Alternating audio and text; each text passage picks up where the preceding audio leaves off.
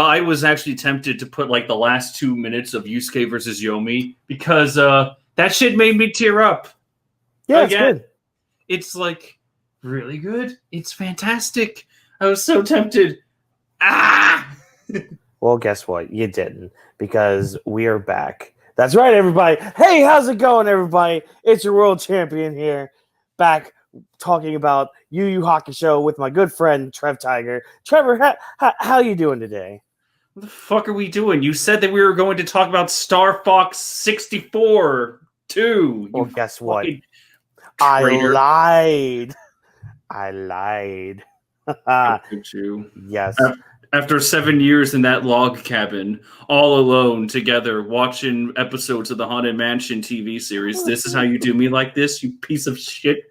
Yes, this is exactly how my heel turn goes. I want a divorce.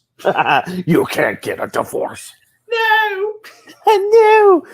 So yeah, if you're new to this series, first of all, what the hell are you doing? Like, watch the other videos and then come back here. Actually, no. Watch the series and then come to the videos and then come back here. Yeah, we're just here to talk about Yu Yu Hakusho arc by arc, because that way we don't spend, 2 million years talking about one of the best series out there in the world that exists. Ever. Yeah, so here you're going to have one person who stands Yu Yu Hakusho to no end, and someone who tries to just maybe nitpick a little bit on some things, but... How dare you criticize this goated series? No, I'm like, don't get me wrong, I will stand this series to the day I die, but there are things to criticize. Even in this little arc, which we will have, there's some things that I found on rewatch, I'm like, ooh... Yeah, and I'm sure you'll point them out, but as always, I have my list of things I didn't like, things I liked. So we'll start with, probably the one thing that I didn't like. Actually, it's probably the thing I really just despise in this arc. Take that back. Take it back. Take it back right now. I will travel into the future and destroy all of your family members. They shall suffer 1,000 deaths, all inflamed in the great pit of Tartarus. Oh, sorry. I had to do this one first. This is just a troll one, so don't worry. This one isn't serious, everybody. Don't worry. I'm not that much of an asshole that I hate the Toguro's introduction. No. So jokes aside, okay, so first thing I want to talk about. I have Keiko up here. This is just something really, really quick. So remember at the end of the last arc review that we did, the last thing that we talked about was how apparently Keiko found out everything? Yep. Yeah, I completely forgot about this. Apparently she doesn't know everything yet. Same. Yeah, apparently she's just like, yeah, you work at a detective agency. Isn't that awesome? Meanwhile, we're just sitting here like, wait, back up. Wait, hold on. Wait a minute. What? Like, this, I don't know about you. This took me back. I was like, wait, because we know she finds out. We know that she knows. But I just didn't remember this. Same. Because... Well, you guys can go to the last episode, because we spent a solid 5 minutes going over how great it was that Keiko is just like, hey, I know, just tell me. Yeah. I can't stop you, just tell me. And we're like, that's great, that's awesome, woohoo, true love wins in the end, woo! But then there's this giant retcon. I'm gonna have to go into the manga for this one because I don't remember they did the same thing, but you just have Keiko going like, oh, Spirit World, that must be the name of the detective agency. Yeah. It's like, wait, what? Wait, hold on. What? Didn't Botan tell you everything?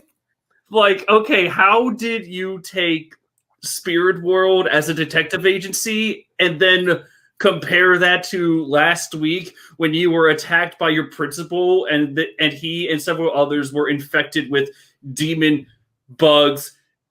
How? Yeah, it's How? like, what? No. Doesn't make sense. So yeah, this is just one of those nitpicks. I'm just like, wait, it took me back. Because again, I didn't remember this at all. I'm like, what the fuck? She So I didn't know everything. Okay. guess there. If I'm I'll correct Oh, myself if I'm wrong to the oops. next one.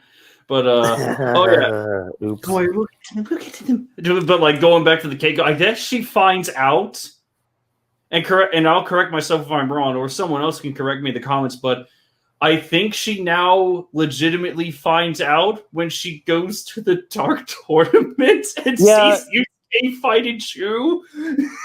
Yeah, it's something like that, I guess. I don't know. I forgot how it happens, but I guess we'll find out on the next episode. So yeah, I didn't mean to actually click on the next one, but I guess now we're on the next one. The Demon Triad! Don't you know, Walk-ins, they're the most 3 legendary assassins of the Demon Apparition Gang! So last week we talked a little bit about how the Saint Beasts, like, they didn't get, like, scrubbed out, like, jobbed out, but they were beaten down pretty handily, you know? But then there's these fucks. Then there's these fucks who... Oh my! Their only saving grace is that one of them became a meme for equality. Because Yusuke's hands are rated E for everyone. The jewels have not been stolen. That's all we're gonna say. I love that part. He's just like, yeah, I checked him. You know, the upstairs seemed a little odd, so I checked that. And then I checked downstairs, and yeah, the jewels have not been stolen. It's like, oh.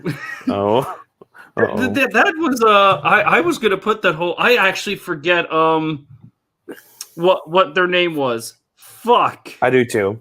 And that's because I watched this last week. God damn it. I literally watched this yesterday. Let's just call him Yamato. Sure. So Yamato, but a lesser here. Yamato. Actually, wait. A supreme Yamato, because this Yamato is in a better series. Anyway, moving on. Thank you, Trevor, for coming. It's been great. I think I'm going to do these with Baby Yoda now. He'll have better insights. And yeah, thank you all for watching. He's going to steal your cookies. I at least contribute more than a cookie thief. Well, he'll steal the eggs and all of that. Baby Yoda. What if Baby Yoda just comes like, he just comes in here and he says, Hunter is best of me, and everyone's just like, what the fuck? You can talk? Why, when you can talk, would you say that? Dragon Ball Super is the superior Dragon Ball. Get the fuck out. Yeah, that's when you just toss the Baby Yoda back to the Empire and let them have their ways. German guy dissect it. Yep. By the way, spoilers for The Mandalorian season 2, but go watch it. Doesn't matter. The child will soon be returned to the Empire, and we shall have our clones for Palpatine so that we can devalue Star Wars even more. All according to Mickey's plan. But with Yamato, the going back to Yamato here, my gripe with it wasn't the whole wash that Yusuke did. It was the fact that Kuwabara is like, you're a Meshi, you can't hit a woman. You're a Meshi, I'm gonna have to beat you up. You're a Meshi. Why did you touch them? It's like, Kuwabara, where do you think you're? What do you think's happening right now? But see, that's all part of Kuwabara's code. Like, he's a man. But so, I mean, yes, but the code is stretched out a little, especially in this little skirmish.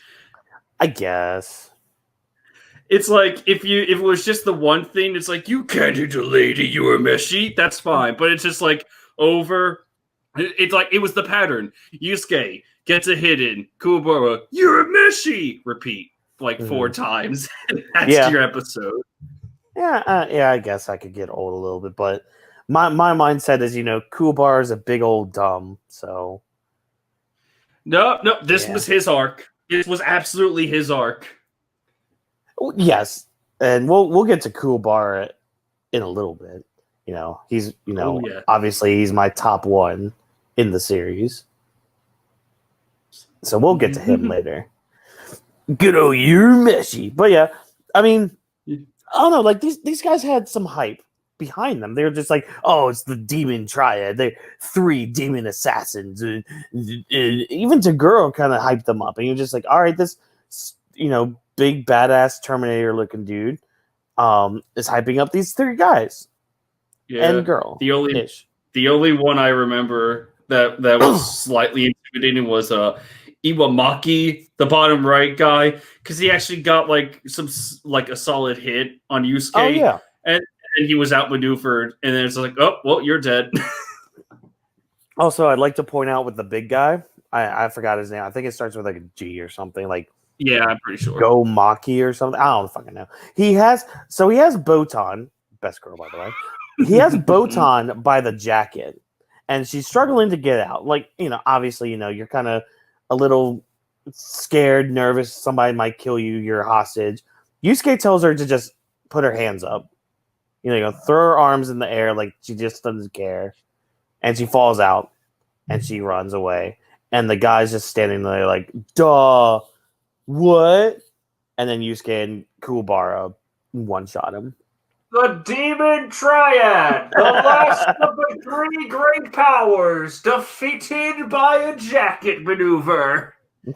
You love to see it.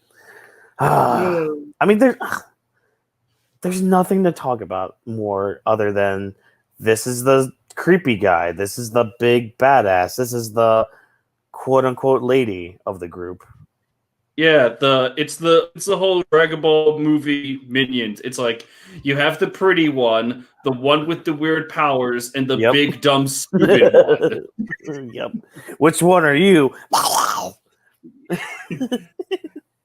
Enough. Thanks for the compliment. Enough of these scrubs. Wait, whoa! Is this a dislike or like? This is still in things I didn't particularly like. Now, hear me out. Hear me out. It's not. I will destroy you. It's not her. Again, with this series, I have to get very nitpicky to find things I'm just like, that's dumb. That's also dumb. Now, hear me out. This isn't about her. This is about the fact that she was a very strong person, making sure that she didn't cry at all to form these tears. And when the Toguros come, even still, she doesn't cry. However, when 2 birds show up in the sky, oh, don't even! And she looks up and she's just like, no, go away! Go away! What the fuck? What? You basically gave the Toguros the reason to make you cry. Right there! Killing the birds because you care about other people. You just showed them what to do. Yeah. You fucking dumbass.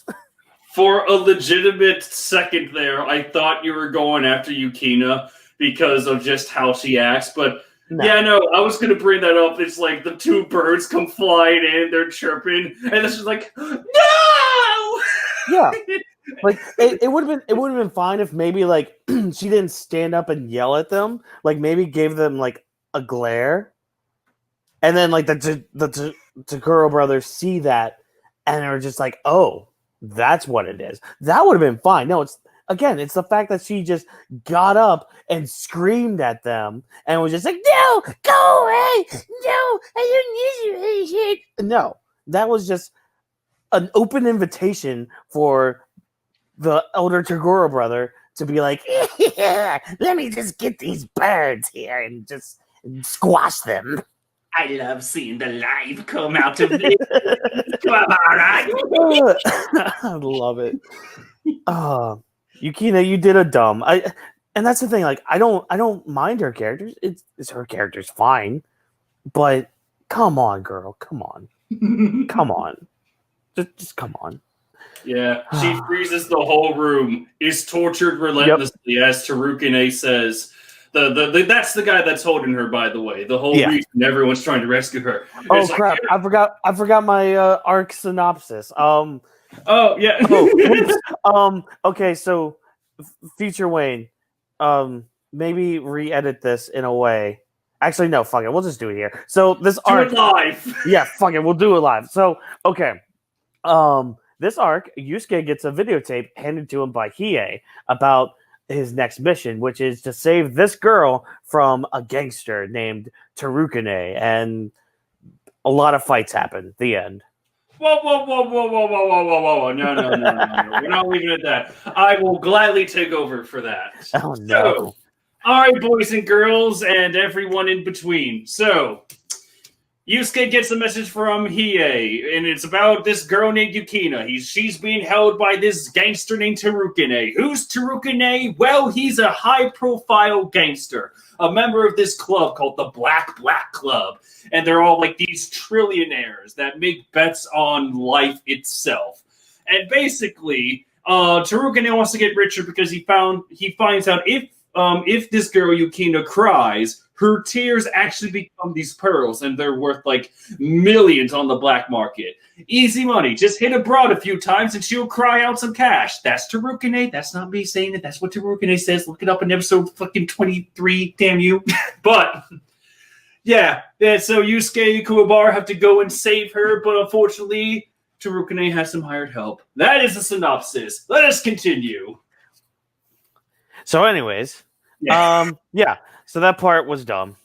Now my last thing that I didn't like.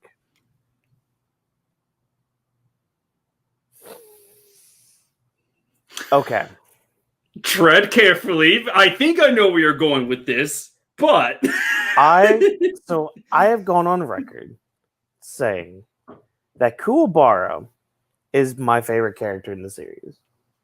I will stand on that hill. I will die on that hill. I love things about Kuwabara. There is one thing I do not like about Kuwabara. Why? Why Yukina?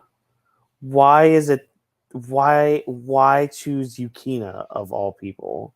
Because the warrior of love has to simp for the most innocent, pure-hearted girl of all the land. And see, here's my problem with it. She looks like a 10-year-old. Unfortunately, Watkins. I don't care. I don't care that she's some 100-year-old spirit. No, fuck that. No. Kuwabara is acting like he loves lollies here, and I cannot condone that.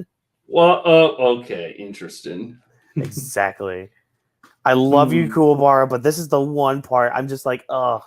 And like it gets kind of funny like later on in the series, but like I don't know, man. To be honest, I never saw her as like this as the child. I always saw her as like a Disney, like a teenage Disney princess. I can see where you're getting child from. I always just found her, even as a kid, like, oh, she's like a Disney princess, and she kind of is. But see, even as a, like you said, even as a teenager Disney princess thing, she's still a teenager. So is Kuwabara. It was better with Botan because Botan's great. Okay, Botan is best girl. Botan is best girl, but she's way, way out of Kuwabara's league. She doesn't take no man. I know, but it just hurts me because, like, again, I don't mind Yukina as a character. It's nothing against her character, but God, she looks like a 10 or 12-year-old. Why, Kuwabara? Why? You could simp for anybody in the series. Why? Why, my handsome prince? And with that note, let's move on to things that I liked in this arc. All right. Boom! Going right Yes. into it. Right into it.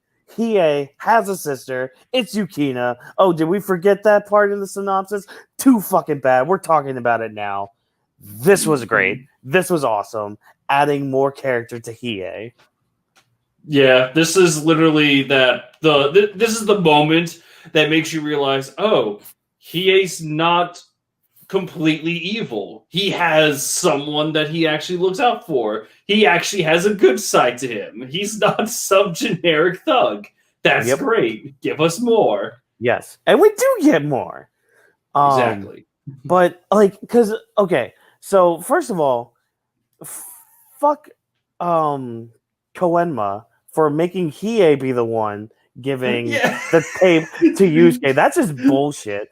But I think he also did it in a way to be like, Hiei will probably know something's up anyways. So we'll just have him kind of go in as backup, you know? That's the worst thing about this whole arc for me, because that part, I swore they tried to explain it, but I cannot remember or even accept it they did. It's like, all right, Hiei has a sister. Yeah. And Koenma pretty much banks on Hiei killing humans, which would, violate his parole sentence. So it's just like, don't worry. My master plan is I will make Hiei give the message about his tortured sister to Yusuke, and I will hope that Hiei doesn't even look into video cassettes. Yeah. It's like, that's a very high-risk gambit. You should have just given it to Kurama. He hangs out in spirit world with Koenma most of the arc! We literally see Kurama right there, right after you give him the videotape. It's just like, wait, you gave him the tape? What the fuck's wrong with you? Yeah, it's like, I would rather trust Kurama's sense of judgment to be like, well, Hiei, I just want to let you know I found the contents of that tape, and it turns out it's your sister. Now let me tell you the pros and cons if you go after her. Instead, it's just like, here, Hiei, take this tape to Yusuke and see what he does. Don't try to kill any humans. And Hiei's like, I am okay. So with that aspect, I am actually glad that like Yukina stops Hiei from killing Terukane. Like that, I don't know. I like things like that where like a character that's actually close to the other one that's like trying to murder and kill and be a horrible person, like going up to them and be like, no, stop it! Like he doesn't deserve this. Blah blah blah. You know, I like that a lot. Yeah, it's super sincere. It's like it's the nicest moment in this arc. Yeah. It's just like this and she gives like a pretty mature reasoning as to why she doesn't want her tortured to be murdered, because that's still on her, Oh yeah. It's just like a very nice touching moment, and that's when you see the whole the wall shatter around Hiei. He's not some thug, he's a brother. Yeah. And you see that side. It's fucking fantastic. And not only is he like that, a brother, but like he's actually he's a decent person, even though he's a demon. But like, because we see this with because she's looking for him. So we have this plot thread of Yukina looking for her brother, who is Hiei, but Hiei doesn't tell her that he's her brother because, and he says this to Yusuke in confidence, mind you, that I'm not going to tell her this because she shouldn't know that her brother is a felon. Yeah. And there's even more reasons as the series goes by. Like at the end, Hiei gives a different reason. Yeah. But then you have like at the very end, Yusuke asks the question, and it makes you wonder like, oh, wow. It's like, yeah, why did Hiei get a Jagan eye that would take away most of his power? Well, it turns out with that eye, he could watch his sister, make sure she's safe. Yep. Ah! And Hiei doesn't even like respond to it. He's just like nonsense. Yeah, it's like he doesn't say no in a way directly. He's just like, you would think that. God damn it, he knows my secret. Yep. I will say, I have to say something. And this is foreshadowing. Anytime Hiei is brought in, or anytime the matter of Yukina is brought to Hiei's attention, almost every, actually no, not almost every single time that happens, it directly leads into one of my favorite moments of the series as a whole. Mhm. And for reference, I'm saving it here. I want everyone to remember this. Episode 43. Put it in your minds. I don't think you're going to know about this yet, but episode 43. I'm going crazy with hype. Let me just say that because I don't want to forget to mention it. I just want to say it now. It's gonna be fucking great. You're gonna hear me go on a crazy spiel for like 30 minutes when that moment happens. Good. So good. Oh yes. Yeah. I mean, I don't want to say too much anymore now because again, we're just getting an introduction for this plot thread, and there's a lot more to dive in here, but a lot of that comes later on in the series. Yeah. So it's going to be great. Yeah, and I think honestly, I'll say this now before we get to the end. That's the thing with this arc. This arc, though, there is like a plot thread of this arc. You know, it's kind of a standalone story, blah, blah, blah, whatever. There's a lot of stuff that's being set up now for what's A, about to happen, and B, things that are going to happen. Yes, this arc is pretty much like everyone says the Dark Tournament is the game changer. It's the arc that put Yu Hakusho on the map. And I agree with the last part, but if you want the game changer arc that really sets the stage for everything, this is the arc. Yep. It's only, like 5 episodes long, but it pretty much sets everything up. Hiei and Yukina, Kurama, Kuwabara, Yusuke. Oh. Yeah, especially where we ended, because like technically the last episode we watched for this part, what was it? We watched from episode 22 to 26, right? Yes. I think it was, yeah. 26 is actually technically the beginning of the Dark Tournament saga. But we didn't give a fuck. Yeah, we didn't give a fuck because honestly, for me, thematically, it made more sense to just end this arc there because reasons. That's all I'll say. Yeah, we'll get to those reasons. Yeah. I cannot wait. Oh yes. But moving on, I think we've talked a little bit about them enough for now. Boom. Yes, my boy. Boom. Oh, Sakio. Oh, yes. So, in my notes for this part, I wrote Sakio running everyone because he basically runs all this shit. This whole betting thing that we talked about, he takes advantage of that hardcore. Yeah, and this plays. Man was Aizen before Aizen happened. Yep, he was pre-Aizen. Yeah, that's why I said he was Aizen before Aizen even happened. Like, just the way he plays Chirukine throughout the whole thing. He's just like, I'll bet on these intruders. Oh, these intruders will win. These intruders will win. I will bet, what was it, like 6.6 trillion? No, 66 trillion. 66 trillion, that's what it was. I almost wanted to say like 6.66 trillion, but yeah, 66 trillion on Yusuke and Kuwabara winning against the Toguro brothers. Yeah, it's I'm standing up again for this because this shit is in gold. So yeah, as we mentioned, there's a club called the Black Club, and the whole purpose is like, let's bet on life and death itself. So when Yusuke and friends show up, Chirukine is like, all right, club, let's get together and let's bet who wins, my security or the intruders. And everyone is throwing out like, oh yes, 500 million on your security. And then Sakio comes in, it's like 3 billion on the intruders. And everyone's just like, what the fuck? Yep. So then Sakio is just raking it up here. And Chirukine is just like, what the fuck is going on here? I should be winning.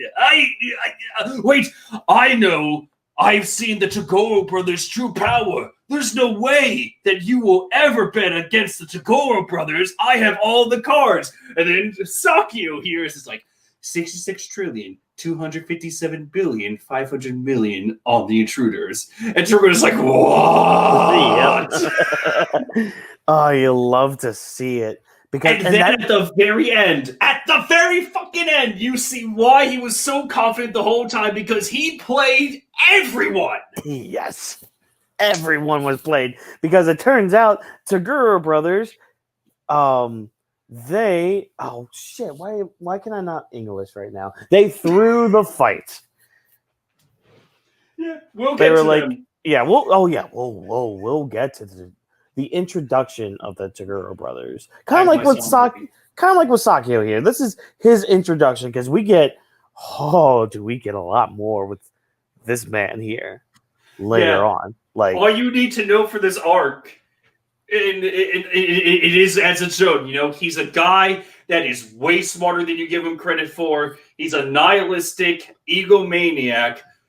But my God, is he like the chillest motherfucker in this arc, and maybe even the whole series? He's just super chill with everything. Yep, he's just nothing bothers him. He's just I can't say more than that until it's time. Yeah, until it's time, we will gush more about Sakio as a character.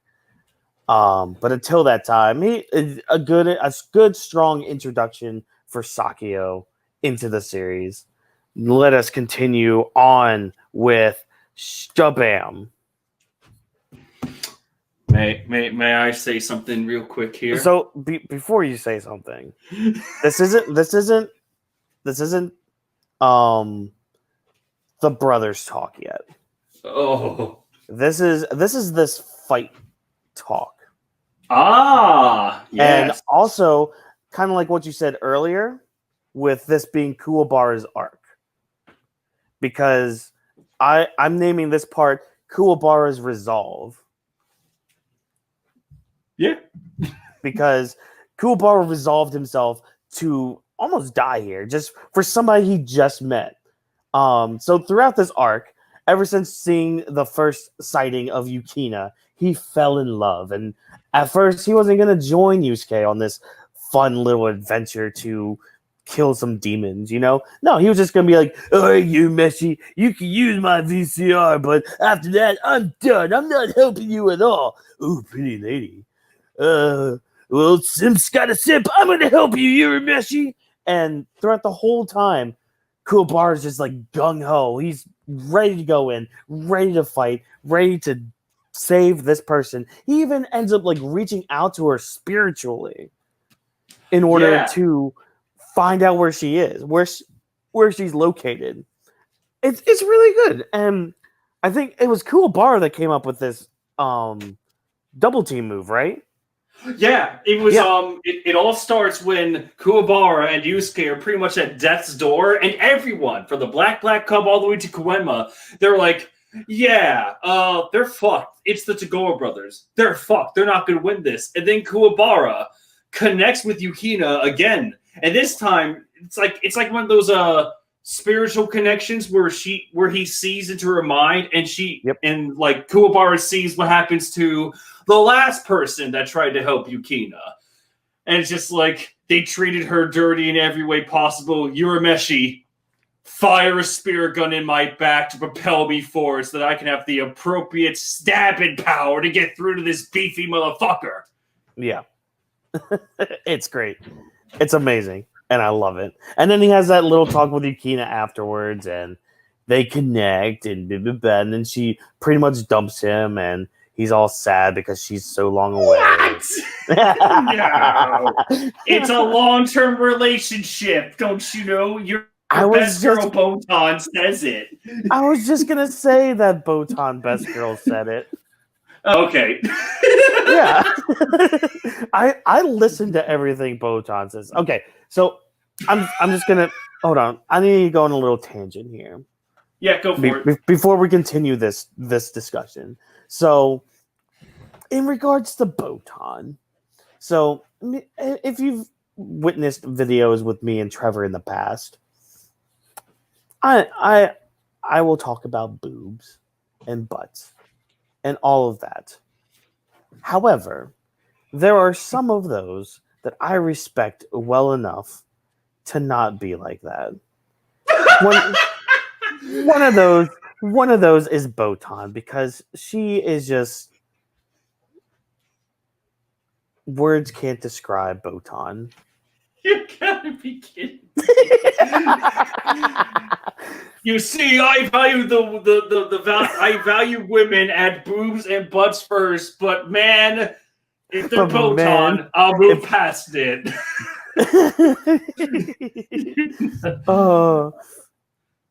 So back Miranda, to this. don't watch. No, she would simp with me. We have talked about this, sir. Would she simp over Kurama, or would Miranda simp over Hiei? She would probably simp over Toguro. You know what? I don't blame her. Yeah. Like, yeah. But speaking of Toguro, so this fight, yeah, it was fun. It's so good. It's like the ending is just, it's so simple, you know? But it's like a very revolutionary thing for Yu Hakusho. It's like a double team move where Kuwabara gets a lunge attack, but then it's backed up by Yusuke's spirit energy. It's like when Goku and Vegeta tackle Metal Cooler in that one Revenge of Cooler movie. The Metal, like when Metal Cooler shows up. It's like, here's what their teamwork together can pull off. And it's just like, it's so simple, but it's so effective. It's like a Kamehameha. It's just simple and effective. And then you have the Togoros, which, by the way, this may come as a shock to modern anime fans. To those that only watch animes nowadays, this whole shit was one episode. The Yusuke and Kuwabara versus Toguro brothers were one episode. Yep. But I want to say, how long was it? 18 out of 23 minutes was just Toguro brothers wailing on Yusuke and Kuwabara, and only at the last few minutes did they pull together and get a win. Yeah. It was great. But yeah, it was awesome. Yeah, and then Kuwabara stabs Toguro. Toguro goes down, and it's just like, oh, yep, they did it. Oh my god, the way he goes down. So he falls on his back. So you see how the blade. So everybody at home, you see how the blade is out of his back. So what happens is he falls back, but the blade hits the ground first, and you just kind of see Toguro's body flail a little bit before having gravity actually put him down. Through the sword.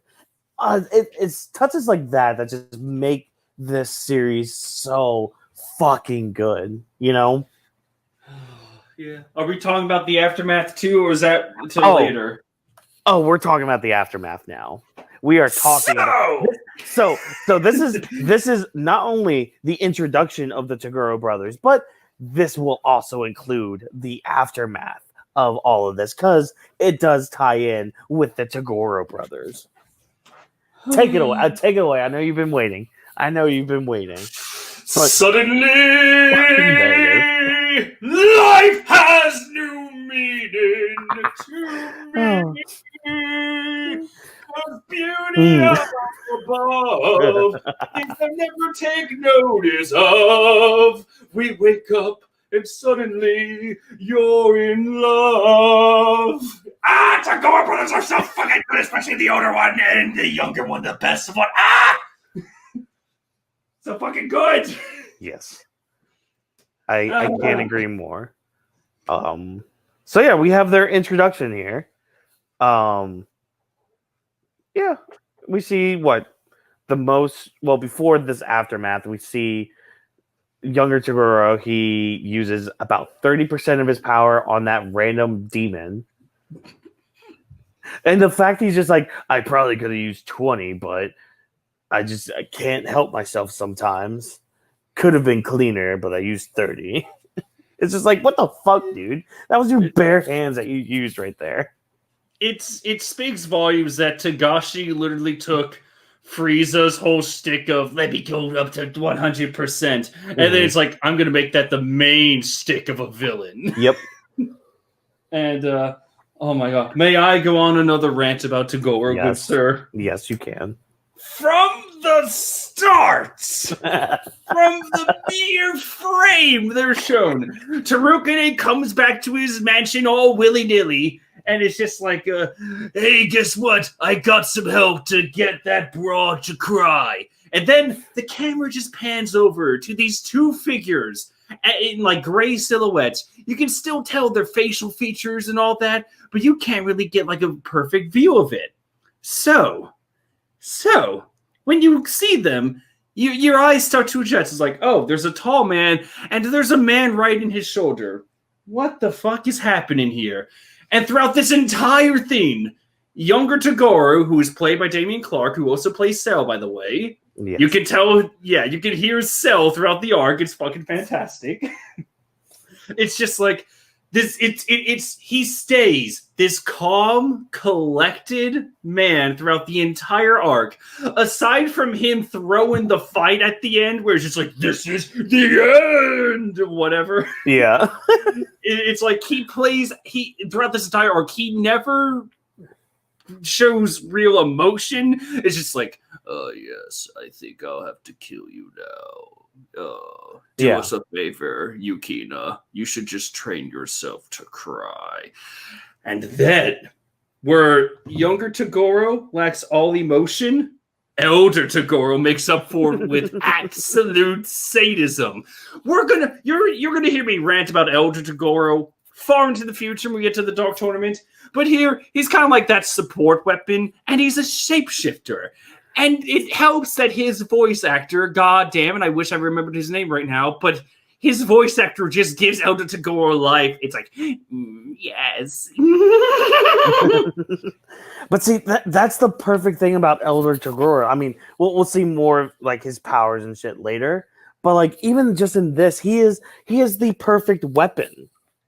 He is the perfect offensive weapon and the perfect defensive weapon, because when he turns into that shield, whatever attack it was, I think, was it a spear gun? It was a spear gun. Basically, Yusuke had the jump on Toguro, and he's like, I got a spear gun in your face. And then Elder Toguro turns from a sword to like a wrist shield, and he stops the whole spear gun. And then Toguro just wails on Yusuke some more. And it doesn't hurt. It doesn't hurt Elder Toguro either.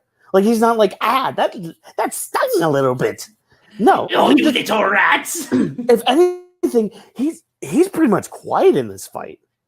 He's silent. Yeah. I don't think he says a word when he like. I think after the torture of Yukina, I don't think he says a word. No, yeah, he's just quiet the rest of the time, which honestly, fine right now. Like, which is why when you see me take part in the Dark Tournament, you'll see why I'm such a heavy hitter. But it's so good. Oh, so speaking of the Dark Tournament, so the arc ends. We get our nice happy farewell to Yukina for now. Everyone's all happy-go-lucky. We're going back into town. Yusuke's gonna meet up with his kind of girlfriend at the time, Keiko. They're gonna go shopping and have fun together. Maybe get a malt down at the shop, and lo and behold, a man shows up. And we know for a fact that the Toguro brothers are alive, because apparently there was footage after all the fight where we see Toguro get up and then no. Oh, no. What? No. Remember, when the footage comes back up, the spirit sword is still lodged in Togoro's belly, but his abs shoot the sword out. His my God. Abs spit out the sword. just like it's just some spit, just I have his abs at the Hakalugi, get the spirit sword shit out of me. So, he gets up, he kicks Tarukane's laughing head off because he's bankrupt now and out of the betting circle and shit. So like, Sakio wins. Togoro's just like, oh, don't worry, I'm gonna invite them to the Dark Tournament. So next day, Yusuke sees, oh look, there's some damage, and then some guy comes up in a motorcycle, just like, follow me. And it's Toguro. And he's just like, oh shit. And literally, Toguro's just like, I only use 20% of my power. Here's 60. And puts the fear of God, the Almighty, into Yusuke. Like, he even says that this is the one thing you are lacking. Fear. And he gives it to Yusuke. And not only that, he just shows him just this 60% power. And not only that, Trevor, he tells him, this is the last time I'm saving you. Yep. And you just see the sweat come off of Yusuke because those words they hit so deep. It's just like, Toguro could have easily killed Yusuke in both those instances multiple times over. But he didn't, because we'll get more into all that later. But God fucking damn it. He's just like, come to this dark tournament so I can kill you. No, it was so that either I kill you and hopefully you give me the fight of my life while you're at it. But God fucking damn that invitation. Yes, and do you mind if I give my own perspective of this? Yes, yes. So, the day after Yusuke and Keiko are going to the movies, like you said, they notice like a damaged building. It's like someone punched craters into a building. And then Toguro comes up behind Yusuke. And he's wearing a motorcycle. By the way, when Toguro takes off his motorcycle helmet, safety is very important, by the way. But he takes off the helmet, and apparently he still had the sunglasses under the motorcycle helmet. Of course. It's so fucking stupid, but it's great. So yeah, he, like you said, as soon as Toguro brings Yusuke to like this parking garage, I don't remember if it was when he turned 60% or after, but you can see Yusuke shaking in fear just at the prospect of Toguro, just like I think it was during, like, as he was getting that 60% up and ready. He's just like, oh, fuck. Yeah, and this is why I fucking adore Yusuke. He's my favorite main character in all of Shonen, because usually you would have your main character be like, I'm not afraid, or I'm shaken with excitement. No. Sometimes it's okay to be scared shit out of your mind by a guy who's 3 times stronger than what he tried to be last time you fought him. Yeah. So yeah, Toguro just darts around, literally casually bringing down a parking garage on top of Yusuke, and then Yusuke wakes up, and then Toguro is behind him. It's like, you better fight in the dark tournament, Yusuke. This is the last time I'm being generous. You will fight and bring Kuwabara with you. And then as he leaves, Yusuke is frozen in fear, and then Toguro looks up, and it's like, naturally, the two of you are invited. And it's Hiei and Kurama, and then when Toguro leaves, I forget who asked who. Oh, no, I think it's Kurama that asks Hiei, it's like, do you think you could take him? And then Hiei turns around, it's like, don't ask me that. No one on that team is ready for Toguro. Not at all. One. Not even close. But they have to anyways. So yeah, they're fucking trapped. Yep. So, but go ahead. I don't worry. This is the last thing I'm saying. But it's like, you may be wondering, wait, why does Toguro have an interest? Is it really because he faked his loss but he had fun? No, not exactly. Nope. Not exactly. It's because when Sakio comes back on to talk to Toguro after he faked his death, Togoro's like, I like that boy. If he is who I think he is, I'm bringing him to the Dark Tournament. I want him to like see him stronger. And then you see Sakio being like, oh, good. This is my plan, by the way. With the funds that I amassed from Terukane, the next plan can begin. I'm like, what? What the fuck is happening here? And then I think this is Damian Clark's weirdest line delivery, but it's like, I'm so happy our client is pleased. Because he basically, this was the biggest plot twist, that Sakio was pulling all the angles, that he hired the Toguro brothers to scam Terukane out of all his money. Yep. And it's so good.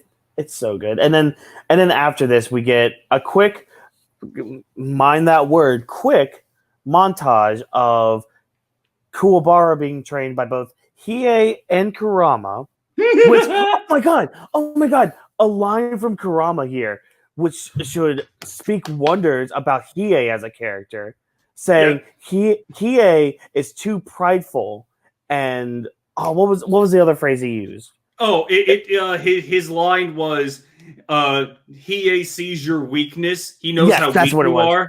Yeah, he knows how weak you are, and therefore his honor will hold him back. However, I will not. I will show you how vicious the competition is. God fucking damn, I love Kurama so fucking goddamn much. Oh, just Kurama. That line. Oh, it just, because not only does it speak to Hiei's character and how he is as a person, but it speaks to Kurama just like, yeah, we may be friends, but fuck you, dude. You need to get on your shit. And God, it's so good. And then we have Yusuke returning to fucking Genkai being like, hey, I'm here to finish what I started. Oh, you're back here, slacker. Like, fucking get the fuck in there. Oh. So yeah, we get a quick little montage of them training, and then they meet up at the meeting spot for the Dark Tournament.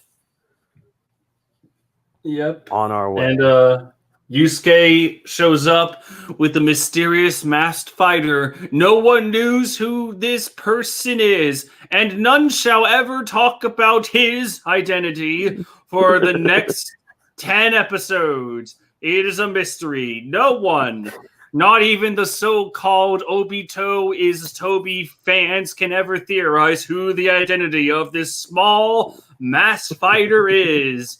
The greatest mystery, greater than the mystery of the One Piece itself. Masked fighter, king of the monsters. Yeah.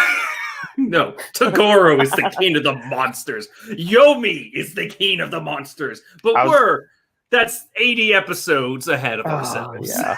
But, okay, so I think with that, we can wrap this up. So, my final grade for this arc.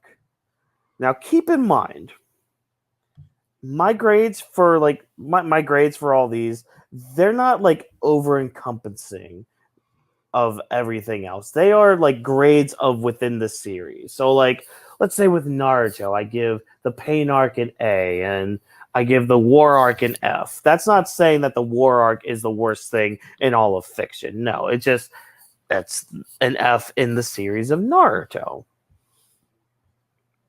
If that makes sense. Yeah.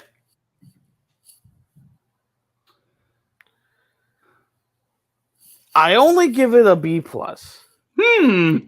Because at the end of the day, this is a transitory arc and a setup arc. Not that there's anything wrong with it, but I guess my thing is the only stakes we had in this arc were the Toguro brothers. That was pretty much it. But this is also in terms of Yu Yu Hakusho as a whole. True. And I'll go out and say this right now. This is probably the lowest grade I'm ever going to give an arc in this series. Yeah, I can see that. Spoiler warning. Maybe there might be a B in one of the rounds of the Dark Tournament. No. Doubtful. Nope. Never. Doubtful. Never a solid B. But, or maybe it might be the last arc. Who knows for real? But yeah, spoiler alert. This is probably going to be the lowest grade I give any arc in Yu Yu Hakusho. And again, this is just a grade for within the series, not, oh, you thought the Pain arc was better than this arc. No. They're different in their own ways.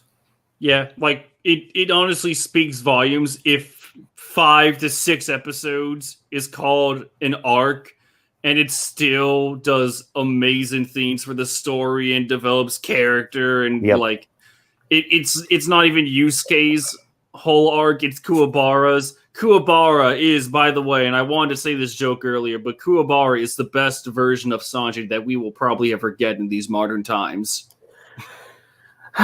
True, but don't you know, Trevor? Sanji is a purposefully flawed character. Yes, but that's dumb. Oh my gosh!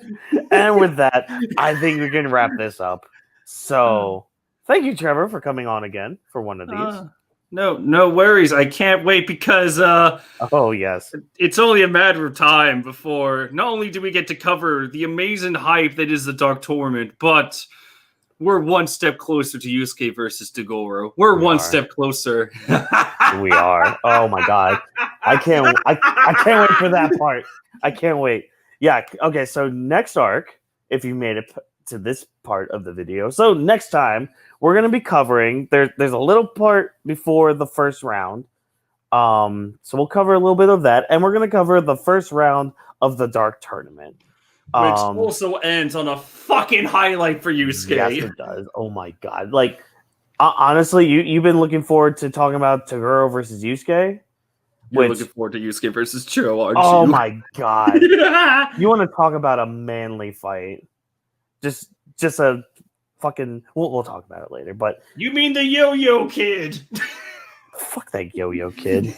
Kuwabara should have won that. Anyways, we'll get to that at another time, so... Thank you guys so much for watching. I'll leave Trevor's links down in the description below. Be sure to crucify me for giving a Yu Yu Hakusho arc lower than an A.